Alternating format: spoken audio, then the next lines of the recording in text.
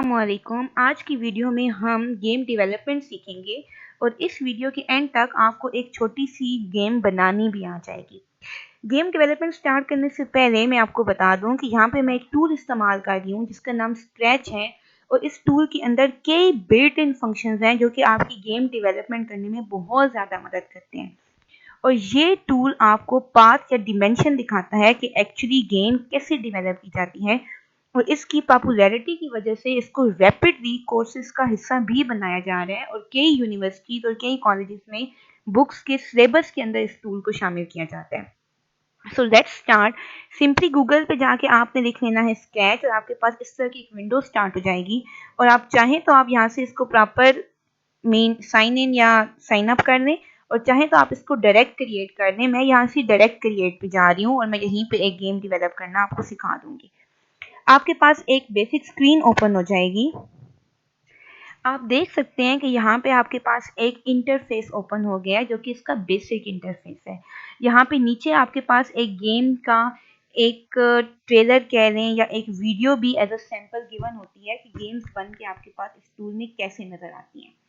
So first of all हम यहाँ से इसको क्लोज कर लेते हैं और क्लोज करने के बाद हमने अब बारी बारी अपने ऑब्जेक्ट्स को ऐड करना है। यहाँ पे इन्होंने ऑलरेडी एक ऑब्जेक्ट आपको दिया हुआ होता है, मैं फिलहाल इसको भी डिलीट कर रही हूँ। सबसे पहले मैं अपनी गेम में बैकग्राउंड ऐड करूँगी जो कि यहाँ पे मेरे पास ऑप्शन है कि चूज अ बैकड्रॉप से। यहाँ पे मैंने जैसे ही इसको क्लिक किया तो मेरे पास यहाँ पे डिफरेंट टाइप के जो हैं वो बैकग्राउंड्स नज़र आना शुरू हो जाएंगे। इनमें से मैं कोई भी एक बैकग्राउंड जो है वो यहाँ पे चूज कर लूँगी। So let me search.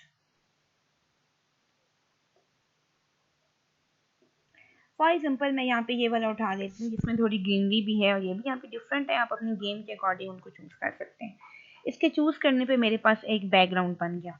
Now ये आपके पास यहाँ पे राइट कॉर्नर पे ऑप्शन है चूज अ स्प्राइट का। तो मैंने यहाँ से स्प्राइट पे क्लिक किया और यहाँ से मुझे वो ऑब्जेक्ट ऐड करना है जो कि एक्चुअली मैं अपने गेम में लाना चाहती हूँ। They are different things, animal, people, fantasy, dance, music, mean आप जो भी ऑब्जेक्ट अपनी गेम में ऐड करना चाहते हो। लेट्स सपोज मैं यहाँ पे डक ऐड करना चाहती हूँ तो मैं यहाँ पे डक करूँगी और यहाँ पे डक हमारे पास एज एन ऑब्जेक्ट शो हो जाएगी। तो अब इस ऑब्जेक्ट को अपनी मर्जी के साथ सेट कर लें, यानी मैं इस ऑब्जेक्ट को यहाँ कॉर्नर में सेट कर रही हूँ और आप इसका साइज भी छोटा बड़ा कर सकते हैं। जैसे अगर इसका साइज 100 है तो मैंने यहाँ पे डक का साइज 80 कर दिया और इसको क्लिक करने पे डक का साइज छोटा हो गया। मीन ये यहाँ पे आपके पास साइज का ऑप्शन है, आप चाहें तो अपने साइज को छोटा भी कर सकते हैं और चाहें तो अपने साइज को बड़ा भी। तो मैं यहाँ पे इसको थोड़ी पोजीशन दे दूंगी यहाँ पे इस तरह की यहाँ पे आ जाए। नाउ अब मैं चाहती हूँ कि डेफिनेटली ये जंप करे, यानी कुछ ऐसा हो कि ये जंप करे। तो मेक श्योर कि आपको इसके लिए एक्सिस का कंसेप्ट समझना होता है कि जब आप यूँ वर्टिकल चीज़ें करते हैं तो वो वाई एक्सिस होता है और जब आप हॉरिजॉन्टल चीज़ों को देखते हैं तो वो एक्स एक्सिस होता है। तो फर्स्ट ऑफ ऑल मैं डक को सिलेक्ट कर देती हूँ। इसका मकसद ये है कि मैं जिस पर कोड करना चाहती हूँ वो डक है। नाउ यहाँ पे आपके पास साइड पे आप देख रहे हैं कि आपके पास डिफरेंट कंट्रोल्स नज़र आ रहे हैं। तो मैंने मोशन पे क्लिक किया और मोशन पे क्लिक करने के बाद मैं यहाँ से चेक कर लूँगी कि मैं क्या देना चाहती हूँ, चेंज y बाई 10। ओके, तो मैंने यहाँ पे ये ऑब्जेक्ट उठाया और यहाँ पे कर दिया चेंज y बाई 10 का। अब मैं सिर्फ y बाई 10 नहीं करना चाहती बल्कि मैं चेंज y बाई -10 भी करना चाहती हूँ। तो मैं दूसरा उस ऑब्जेक्ट को भी सर्च आउट करूँ। नाउ फर्स्ट वन को मैंने सेट कर दिया है चेंज y बाई 10 के नाम से और सेकंड वन को मैंने सेट कर दिया है चेंज y बाई -10 के नाम से। अब देखें अगर मैं इस पर क्लिक करती हूँ तो मेरे इस पर क्लिक करने से कोई ऑब्जेक्ट पे मूवमेंट नहीं आ रही। रीज़न क्योंकि 10 और -10 आपस में कैंसिल हो जाते हैं। सो अगेन मैं यहाँ से जाऊँगी कंट्रोल पे और कंट्रोल पे जाने के बाद मैं यहाँ पे एक ऑब्जेक्ट ऐड करूँगी ऐड रिपीट के नाम से। ठीक है, ऐड रिपीट 10 इन बोथ के नाम से। सो यहाँ से हम उसको देख लेते हैं और देखने के बाद आई think so this is the repeat 10 के नाम से यहाँ एक ऑब्जेक्ट है। सो यहाँ पे एक ऑब्जेक्ट है रिपीट 10 के नाम से। उस रिपीट 10 के ऑब्जेक्ट को मैंने चेंज बाय बाय -10 के साथ भी लगा दिया है और चेंज y बाय 10 के साथ भी लगा दिया है। नाउ लुक, जैसे ही मैं इस पर क्लिक करूंगी तो ऑब्जेक्ट ऊपर नीचे क्या कर रहा है, मूव कर रहा है। आप चाहें तो इसका साइज यानी जो है वो 10 से चेंज भी कर सकते हैं, फिर उससे ये ज़्यादा लेवल का जंप करेगा। यानी अगर मैं इसको 20 कर दूंगी तो डेफिनेटली ये 20 तक जंप करेगा। अगेन आप देखें, अब इसमें जंपिंग आ गई है। सो एक काम हमारा जंपिंग वाला यहाँ पे डन हो गया।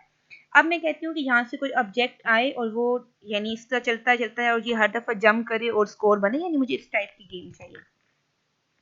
सो मैं यहाँ से क्या करूँगी, दोबारा स्प्राइट पे क्लिक करूँगी, this is the option, Sprite पे क्लिक करूँगी और यहाँ से मैं कोई ऑब्जेक्ट ऐड कर देती हूँ। लाइक लेट्स सपोज मैं कोई बॉल या एग टाइप कोई ऑब्जेक्ट कर देती हूँ, बॉल कर देते हैं।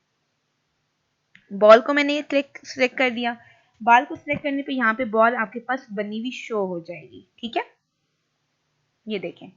अब पहली तो बात ये है कि इस बॉल का साइज जो है वो थोड़ा छोटा कर देते हैं, मगर अगर ये 100 है तो आप इसको 70 तक कर लें ताकि ये बहुत बड़ी ना लगे।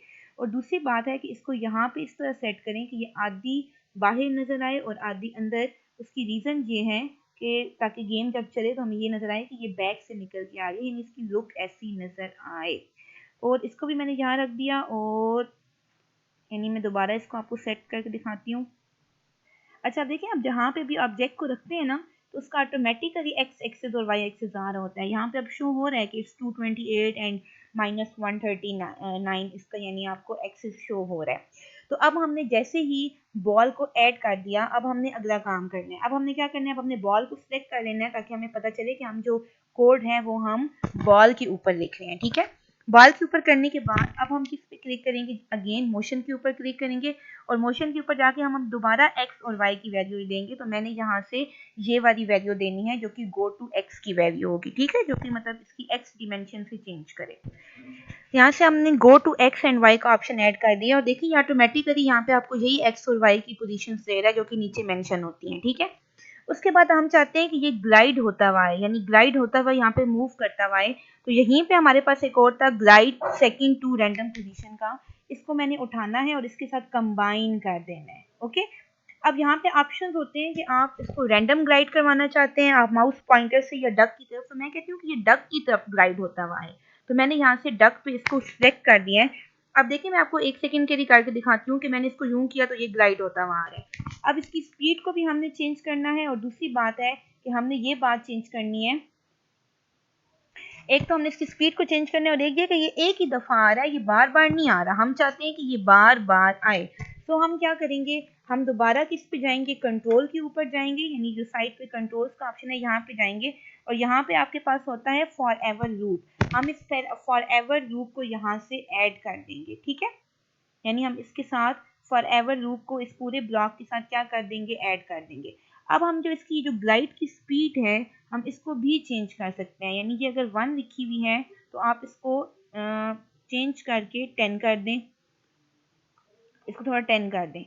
अब हम इसको चला के देखते हैं और हम देखते हैं कि क्या होता है। देखिए अब ये कितना स्लोली आ रहा है। डेफिनेटली इतना स्लोली अगर हम नहीं करना चाहते तो हम इसको चेंज करके 5 कर देते हैं और अब इसको चेक करते हैं। ठीक है, तो हम ग्लाइड की स्पीड चेंज कर सकते हैं अकॉर्डिंग टू आवर सिचुएशन। ये देखिए अब ये ऐसे आ रहा है।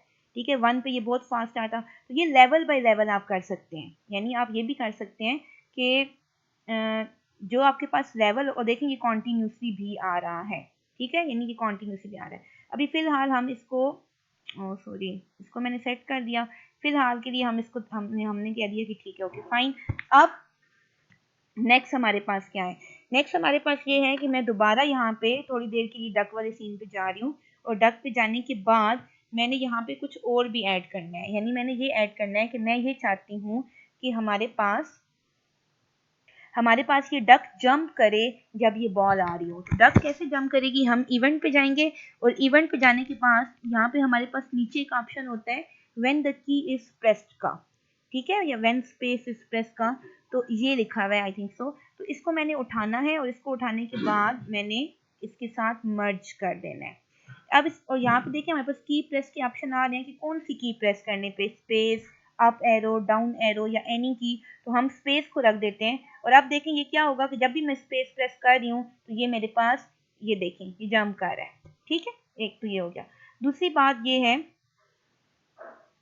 कि हम इसको, ये जो आपके पास माउस का ऑप्शन है,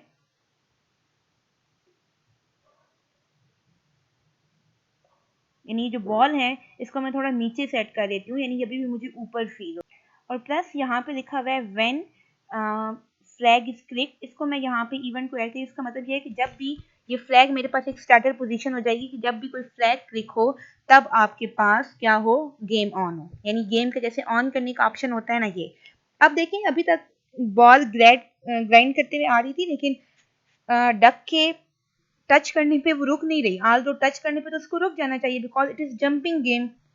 सो हम यहाँ पे क्या करेंगे, यहीं पे हम और चीज़ें ऐड करेंगे और हम यहाँ पे सबसे पहले इवेंट्स पे जाएंगे और इवेंट्स पे जाने के बाद यहाँ से हम एक इवेंट होता है ढूंढेंगे, उसका नाम होता है स्टॉप ऑल का। ठीक है, तो हम स्टॉप ऑल कर देंगे।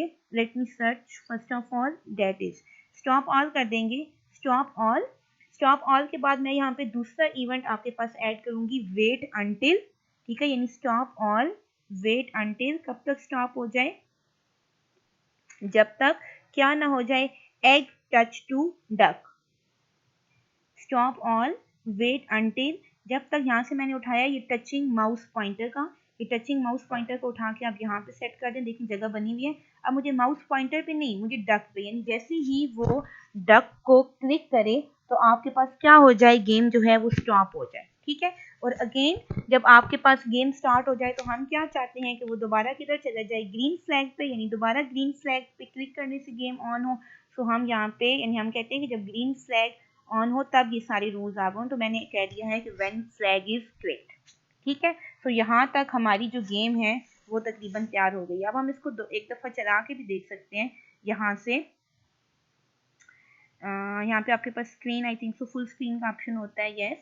तो मैंने इसको फुल स्क्रीन किया। अब देखेंगे मैंने फ्लैग पे क्लिक करूंगी तभी मेरी गेम चलेगी, और जैसे ही मेरी गेम चल रही है तो मैंने स्पेस से इसको क्या करना है, जंप।